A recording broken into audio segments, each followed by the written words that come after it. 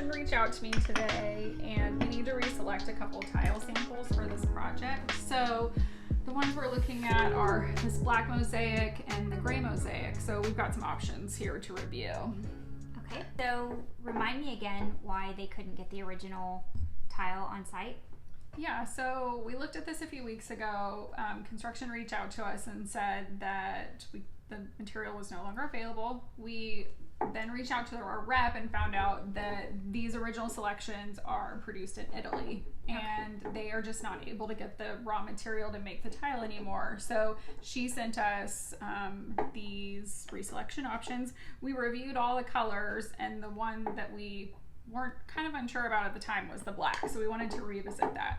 And we originally looked at these larger samples, the honed and then the polished. Okay. And currently in the project we're doing the honed, but when we studied what we were specifying a little bit closer, we realized that the only way we were showing them in the project was in the mosaic form. Okay. So we asked the rep to create these for us, and so we've got the honed and the polish of the mosaic version to look at today and approve. Okay, great. Well, I mean, I think I like the polished, and I think it looks rich, but I don't mind the honed after seeing it. Yeah, agreed. In mosaic yeah, form, we originally thought we would like the polished better, but I agree. I think that the honed looks nice. The whites are a little bit brighter, and it looks a little more like the natural stone wood, which is what we're going for. So okay, yeah, that's nice. Yeah, and from a slip resistance perspective, Exactly. I think that's the right move. Yeah. So. Okay, well, let's stick with that then. Great.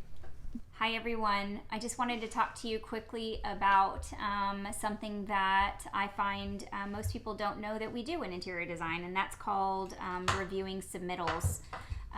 It's something that we do during construction administration, and it's a really important process that deals with the reality of what's going to happen on the job site. Basically, when you're doing schematic or design development, you are picking, these beautiful finishes and maybe tile, all kinds of things that you love, and they make the perfect palette for what you're going for. But then through the construction process, there might be something called value engineering, which is a process that happens when they actually put the numbers to every single thing that you've specified for the project. And what we find is that through that process, you have to really know how to work with either your client or the construction team to fight for the important elements that don't water down your design.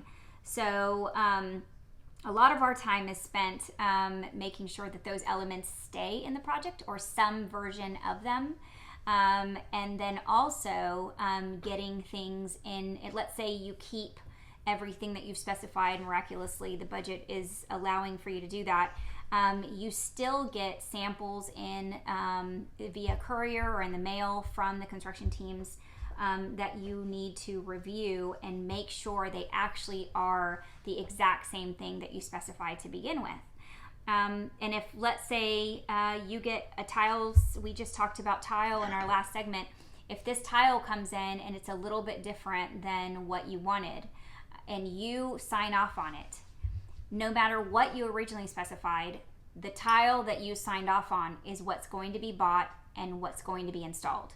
And if you have a variation of it, if you're not careful with making sure that this tile matches your original selection, then the client can be pretty upset when they see what goes into the finished product. And there is no going around it. If your approval is on that material, then you're the one to blame, unfortunately. So today we are going to review some paint submittals that have come in. It sounds pretty easy, but we actually are looking for things like color, that's number one, obviously, and very, very specific color.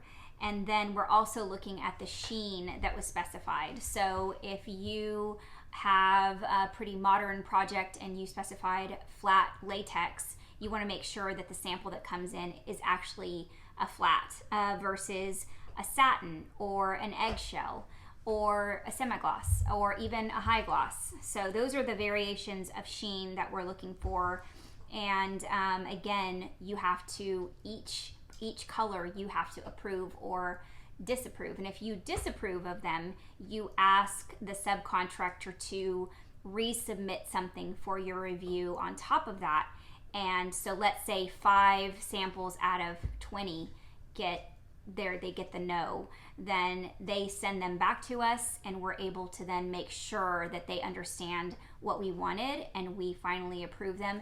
And once they get the entire 20 approved, that's what gets installed into the project. So it's a really important step, and so that's what we're doing today.